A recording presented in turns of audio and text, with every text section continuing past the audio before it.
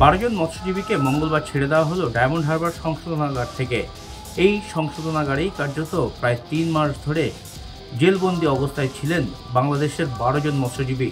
তারা প্রায় 3 মাস আগে ভারত বাংলাদেশের যে জলসীমা তা লঙ্ঘন করে ভারতীয় জলসীমায় ঢুকে পড়েছিল, আর সেখান থেকেই কার্যত উপকূলবর্তী থানার পুলিশরা তাদেরকে গ্রেপ্তার করে এবং তাদেরকে নিয়ে আসা হয় কাকদ্বীপে, এবং সেখান থেকে ডায়মন্ড হারবার আদালতে তাদেরকে রেখে দেওয়া হয়েছিল এবং তারা বিচারাধীন ছিলেন। অবশেষে মঙ্গলবার তাদেরকে ডায়মন্ড হারবার সেই সংশোধনাগার থেকে ছেড়ে দেওয়া হয়।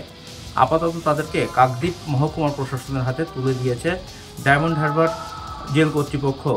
বিচারকের নির্দেশে তাদেরকে কাকদ্বীপ মহকুমা প্রশাসনের হাতে তুলে দেওয়া হয় এবং তাদেরকে আপাতত অক্ষয়নগরে যে ফ্লাড শেল্টার রয়েছে সেখানেই আপাতত রাখা হবে। পরে প্রশাসনিক মদতে বা বৈদেশিক যে সমস্ত জটিলতা আছে সেই সমস্ত বিষয় মিটিয়ে তাদেরকে বাংলাদেশ সরকারের কাছে পৌঁছে দেবে বা তাদের হাতে তুলে দেবে প্রশাসন, এমনটাই জানা গিয়েছে।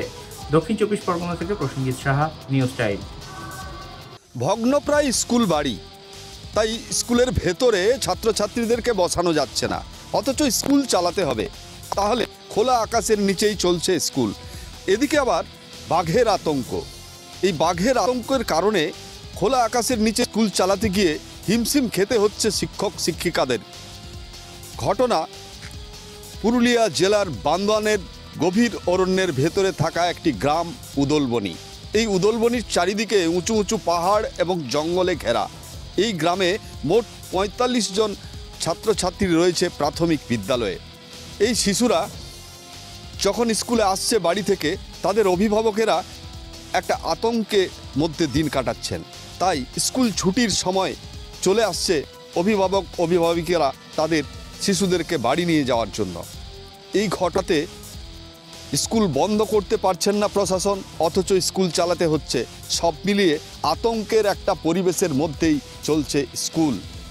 এখন দেখার, এই বাঘকে যতক্ষণ না পর্যন্ত রাইকা পাহাড় থেকে সরাতে পারছে, ততক্ষণ পর্যন্ত রাইকা পাহাড়তলির এই উদলবনি সহ আরও বেশ কয়েকটি স্কুলে আতঙ্কের পরিবেশ তৈরি হয়েছে।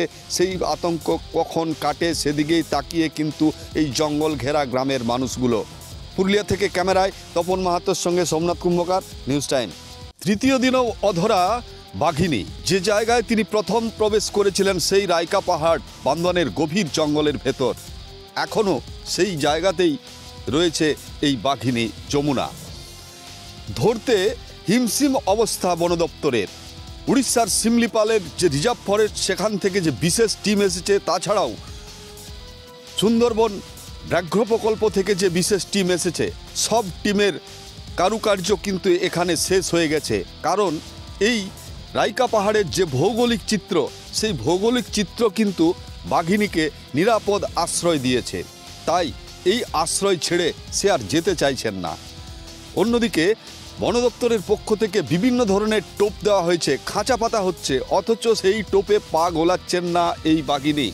অন্যদিকে আমরা যেটা জানতে পারলাম, এই বাঘিনী জঙ্গলে পার্শ্ববর্তী গ্রামের মানুষ যে ছাগল নিয়ে আসেন চড়াতে, সেই ছাগল ধরে খেয়ে নিচ্ছেন। তাই তার পেটে খিদে নেই, তাই বন দপ্তরের টোপকে পাত্তা দিচ্ছেন না বাঘিনী। বাঘিনী নিরাপদ স্থানে রয়েছে। বন দপ্তরের আধিকারিক জানিয়েছেন তিনি সুস্থ আছেন, নিরাপদ জায়গায় রয়েছে। তাকে ধরার নানান কৌশল ব্যবহার করা হচ্ছে, কোনো কৌশলেই যে সে পা দিচ্ছেন না। সমস্ত নজর এড়িয়ে গোপন আস্তানা গেড়ে বসেছে বাঘিনী। এখন দেখার, এই বাঘিনী আর কতদিন এই রাইকা পাহাড়ের মধ্যে থাকে, সেদিকেই নজর থাকবে সকলের। পুরুলিয়া থেকে ক্যামেরায় তপন মাহাতোর সঙ্গে সোমনাথ কুম্ভকার, নিউজ টাইম।